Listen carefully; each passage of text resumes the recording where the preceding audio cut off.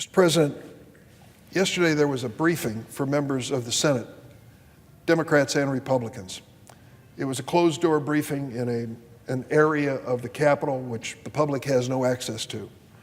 And in that briefing room, they close the doors, they take away your telephone, they ask if you have any other electronic devices to make sure that when you walk in that room, you can hear things, classified information, sometimes top secret information, which is not available to most Americans and shouldn't be. It's sensitive, it's important, it relates to our national security. We don't meet there a lot, maybe once a month at most. And then when we meet, we're together as Democrats and Republicans for a briefing. The briefing yesterday was from the Secretary of State, Mr. Pompeo, and the Acting Secretary of Defense. And they came in and talked to us about the situation in Iran. I can't disclose the specifics. I'm duty-bound not to, but I can speak in general terms about what was said and what I think it means to the rest of America. I listened in disbelief yesterday to the administration's briefing justifying a confrontation with Iran. And while I was listening, I thought to myself, before America plunges into another Middle Eastern war, we ought to take stock and remember how we got into the two wars that are still raging in that part of the world. Two wars that leave American soldiers subject to injury and death every day and cost American taxpayers billions of dollars. When we got into wars in Afghanistan and Iraq, we were led to believe that suddenly there were urgent events spiraling out of control in the Middle East that could only be stopped by U.S. military intervention. Some of my colleagues still in Congress today were here during that debate. On the floor of the Senate, we voted on the question of the invasion of Iraq. I remember it because it was about 4 weeks before the election. The vote was taken around midnight, and most members, as they voted, left. I stayed because I wanted to hear the final vote. There were 23 of us who voted against the invasion of Iraq. 1 Republican, Senator Chafee, 22 Democrats. I can recall that some of my colleagues who voted against that invasion of Iraq lingered in the well. One of them was Paul Wellstone of Minnesota. Wellstone was up for re-election, a tough re-election in his home state. Popular sentiment was on the side of the invasion of Iraq. Wellstone voted against it. I went up to him and I said, "Paul, I hope this doesn't cost you the election." And he said to me, "It's all right if it does. This is who I am, this is what I believe, and the people who elected me expect nothing less." Sadly, Paul Wellstone died in a plane crash before that election a few weeks later. But I still remember right there in the well talking to him about that vote. At the time, we'd been told by Vice President Cheney and others that Iraq had weapons of mass destruction, which threatened not only friends and allies like Israel, but could threaten the United States of America. Former Pentagon advisor Richard Pearl argued before the invasion of Iraq that the Iraqis were going to pay for the war from their oil wealth. They would pay for this, whatever it would cost the American taxpayers. And he said there's no doubt that they will. President George W. Bush claimed the war was his last choice, and then he provocatively tried to link al-Qaeda, the terrorists responsible for 9/11, with Saddam Hussein, the leader of Iraq.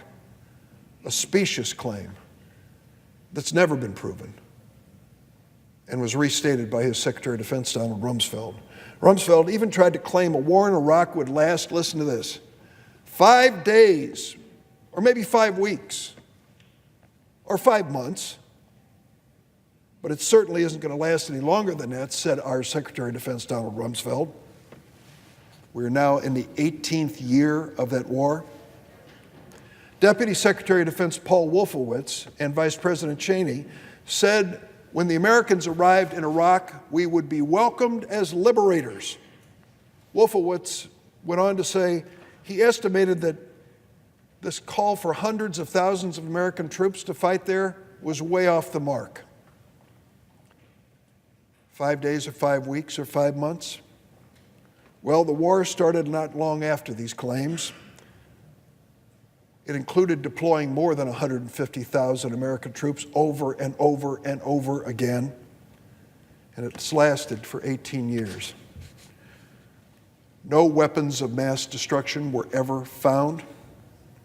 We were not greeted as liberators.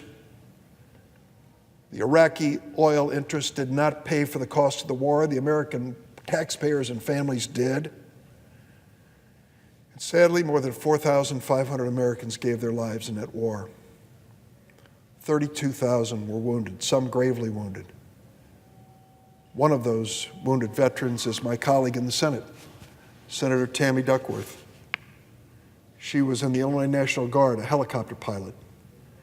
12 years ago, when she was flying over Iraq, a rocket-propelled grenade came into the cockpit, exploded, and as the helicopter came to crash on the ground, Tammy had lost both of her legs and was, at that point, in danger of losing her arm, which she didn't, thank goodness. Today, she serves as my colleague in the United States Senate. And in one of the many cruel ironies of what I believe to be one of the worst foreign policy disasters in American history, the unintended consequence of our invasion of Iraq was to give the nation of Iran a strategic victory by virtually turning Iraq into a client state. Make no mistake, our war and invasion of Iraq emboldened and empowered Iran. And how do some of the current occupants of the White House driving policy against Iran feel about the Iraq war disaster? Well, National Security Advisor John Bolton said in 2015, quote, "I still think the decision to overthrow Saddam was correct," close quote. He made that statement 1 month after writing a New York Times op-ed. This is John Bolton, the president's national security advisor, an op-ed entitled, "To Stop Iran's Bomb Iran." So now, match this painful lesson of history with the current president having surpassed 10,000 false or misleading claims so far in a little over 2 years in office. More than 10,000 false claims in less than 3 years. So you'll understand my skepticism in trusting this administration or president to tell us the truth about the next war they're planning in the Middle East.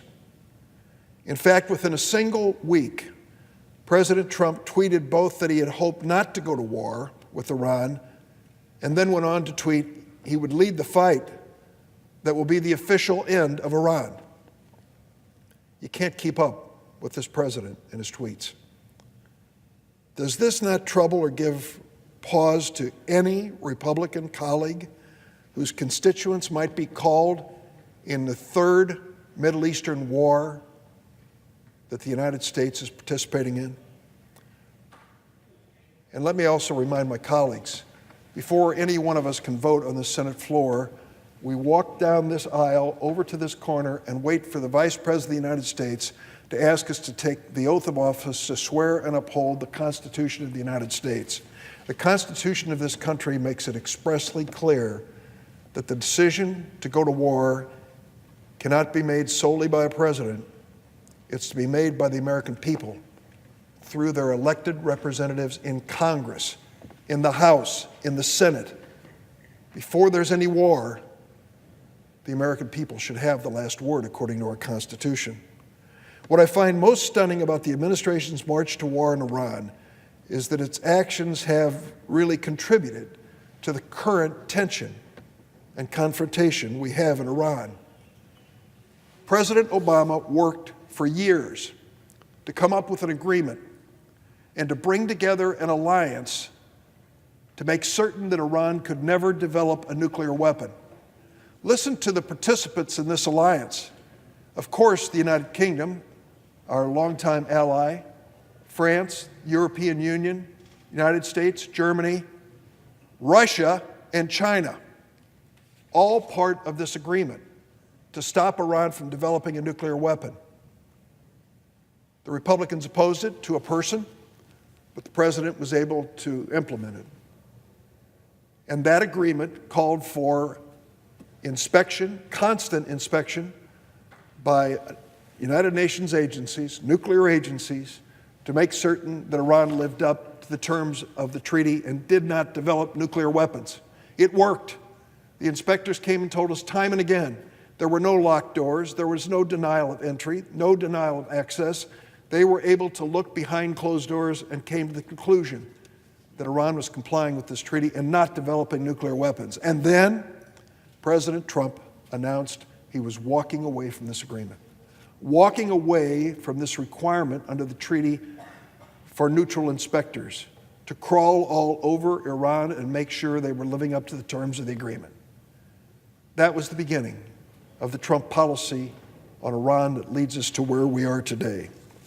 President Trump has been pursuing a provocative and incomprehensible policy of regime change in Iran, trying at one moment to flatter and meet with President Rouhani to negotiate, and in the next moment threatening to obliterate Iran from the planet. President Trump withdrew from that nuclear agreement and tried to starve Iran of the agreed benefits it was to receive from that deal. And let me be clear, there's no doubt that Iran is responsible for dangerous conduct around the world, which I will never approve of. But an Iran with nuclear weapons is dramatically more dangerous than one without. The president doesn't understand that basic fact. But why not push back against Iran without withdrawing from the nuclear agreement? Why give them the pretext for belligerence and undermine our credibility with the global powers that joined us in that nuclear agreement? The tragic end result of this president's incoherent policy in Iran is that our allies are united against us, and Iran may restart nuclear activities within the next few weeks. President Trump's policy, at the direction of Mr. Bolton, seems to have only increased regional tensions, incentivized Iran to restart its nuclear weapons program, and fomented a pretext for another Middle Eastern war. This Congress, too often a rubber stamp for this president's worst behavior, must do more in the next few weeks and months to stop this effort based on the briefing we received yesterday. Wars are so easy to get into and so difficult to get out of. When I hear our advisors, in general terms, talk about short wars, I think about Iraq and I think about Afghanistan and the fact that 18 years later, with gravestones all across the United States, we are still paying the price for decisions that were made so long ago. Let us think twice before we engage in direct military confrontation with any country, and certainly with Iran.